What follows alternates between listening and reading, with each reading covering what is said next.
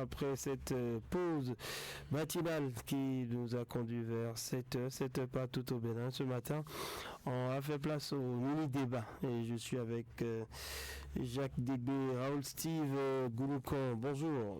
Bonjour, René Soglou. Et on parle de cette actualité, incendie au CHU des Borgo, plusieurs bâtiments touchés. C'était dans l'après-midi de ce mardi, un violent incendie qui s'est déclaré en plein après-midi dans l'enceinte du centre hospitalier et bien évidemment provoquant d'importants dégâts matériels, aussi de l'émotion. Et il faut dire que tout le monde s'est battu pour combattre le feu, notamment les éléments de l'Agence béninoise de protection civile qui sont intervenus promptement. On parle d'importants moyens humains et matériels qui ont été mobilisés pour circonscrire l'incendie et empêcher sa propagation vers d'autres zones sensibles du centre hospitalier. Le bilan humain satisfaisant, il n'y a pas de décès, mais il y a beaucoup de pertes. C'est des événements qui arrivent. On n'est jamais à l'abri. Raoul Steve Gouloukon. Oui, c'est un début d'année 2026, mais on se surprend de voir qu'il y a beaucoup d'incendies. Même à côté de nous, on l'a vu, au CHUD, seulement hier, et dans bien d'autres départements du pays. C'est comme ça qu'on apprend qu'il y a des incendies qu'on a enregistrés. Je pense que ça doit interpeller. Vous savez, surtout les spiritualistes, eux, ils ont une manière d'expliquer ces genres de situations. Mais au-delà de leur explication, je pense que les incendies qui se déclenchent doivent quand même nous interpeller.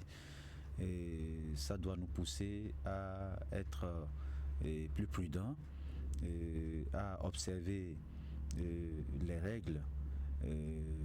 Quand on prend une installation, lorsqu'on est dans une maison, il faut chercher à renouveler, par exemple, l'installation électrique, parce que parfois, il y a des courts-circuits qui peuvent être à l'origine d'un incendie et qui peut nous faire perdre beaucoup de choses. Parce que quand on prend le cas du CHUD, il y a eu beaucoup de dégâts matériels, même s'il n'y a pas eu de perte en vies humaines. Et lorsqu'on va chiffrer tout ceci, c'est peut-être à coût de millions. Et donc, dans un contexte où le CHUD a besoin, par exemple,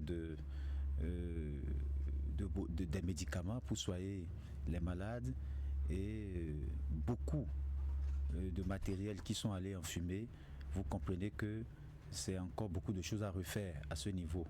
Donc je pense que c'est un incendie, c'est toujours une perte qu'on subit. Donc il va falloir que, par moment, qu'on puisse vérifier les installations pour prévenir ces genres de situations. Mais parfois, quand bien même vous prenez ces dispositions, ça arrive. Et quand ça arrive comme ça, on peut s'interroger. Et c'est là où peut-être les spiritualistes interviennent pour dire qu'il faut peut-être faire des prières et tout. Mais déjà, je sais qu'on a parlé du Tofa et déjà il y a eu les cérémonies qui sont faites pour conjurer peut-être tous les mauvais sorts. Et donc il va falloir que, au-delà de toutes les dispositions qu'on va prendre, et qu'on aille aussi dans ce sens, parce que, qu'on le veuille ou pas, nous sommes en Afrique. Voilà, Jacques Débé, c'est un événement qui se met encore plus de frayeur. C'est tellement que d'autres malades impactés par cet événement vont recouvrir la santé. Parce que quand le feu s'invite comme ça, vous êtes obligé de prendre votre jambe au cou. Mais ce qui est là, c'est de prendre toutes les dispositions pour que certains services ne soient pas paralysés. Oui, il faut même déjà commencer par saluer le travail effectué par les agents de l'Agence béninoise de protection civile, les sapeurs-pompiers, qui ont été prendre sur le terrain, qui ont essayé de maîtriser le feu pour éviter le pire. Également, la population qui s'est mobilisée de façon prompte pour aider ces agents-là à maîtriser les flammes au niveau de ces bâtiments du CHU des Borgou qui ont été consumés hier, qui ont été donc où le feu s'est déclaré. Je crois que c'est quand même un drame ce qui s'est passé hier, même si on a évité, on n'a pas enregistré de mort.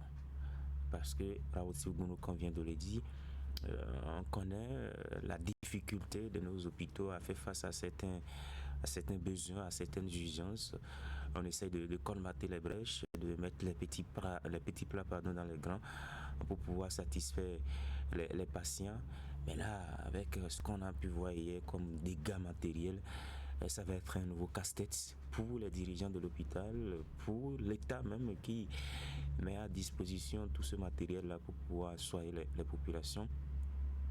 On savait déjà que la chose ne suffisait pas, mais là encore perdre une bonne partie, je crois que c'est pas facile à gérer, mais je crois qu'avec le sérieux qui caractérise désormais notre État, l'organisation qu'il y a, ils sauront quand même trouver des solutions plus vite pour que les patients n'en souffrent pas, pour que les agents de l'hôpital également n'en souffrent pas, parce qu'il y a des kits, je crois qu'ils les utilisent eux-mêmes pour pouvoir soigner les patients, ces kits-là qui sont partis en fumée.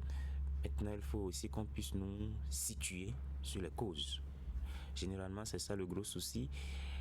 Quand on enregistre ces genres d'incidents, ces genres de drames, l'enquête est ouverte, voilà, ça se limite là. Vous n'avez jamais la suite. Je crois que ce serait souvent bien qu'on puisse situer l'opinion publique sur ce qu'il s'est réellement passé. Comme ça, peut-être on pourra éviter de tels événements à l'avenir. Donc, si une enquête est ouverte, que l'enquête aille jusqu'au bout, qu'on puisse situer les responsabilités, et s'il y a des sanctions à prendre, qu'on puisse les prendre, parce que c'est comme ça.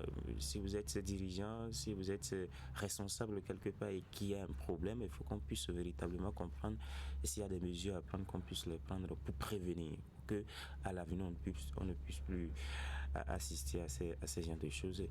Raoul a également dit qu'il y a déjà pas mal d'incendies en ce début d'année 2026. Je ne sais pas si c'est la négligence humaine, et s'il y a un autre problème quelque part, si voilà, ce sont des problèmes de court-circuit et autres.